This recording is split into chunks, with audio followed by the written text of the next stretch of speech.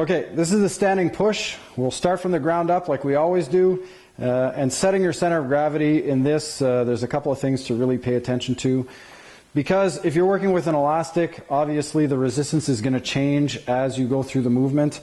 It's important that you set your center of gravity in the fully outstretched position. So get your arms out, and to set your center of gravity, what you'll do is get yourself into the right amount of an athletic ready position or a squat, okay? So if you stand really, really tall, you'll find that it's impossible to get the right amount of weight on your forefoot without having any weight on your toes. So you just progressively squat down until you feel like you're much more solid on the ground, okay?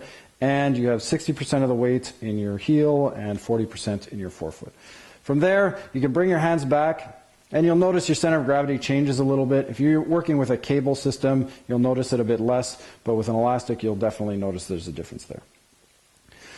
But just ignore it for now.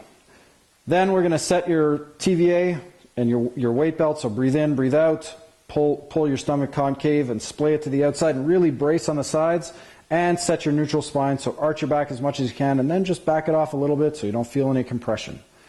The next thing, just ahead of pushing forward, what I want you to do is I want you to activate your lats. So you're drawing your shoulders down, making sure you have a nice long neckline, and the muscles back here are as active as possible. This is going to serve a few purposes, the most important of which is fixing the foundation of movement for your shoulder girdle.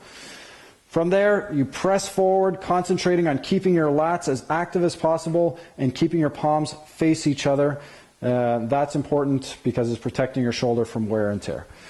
So throughout the movement, probably for a lot of people, the hardest thing to concentrate on is keeping your lats as active as possible. So you really have to spend a lot of time thinking about that as you're going through the movement.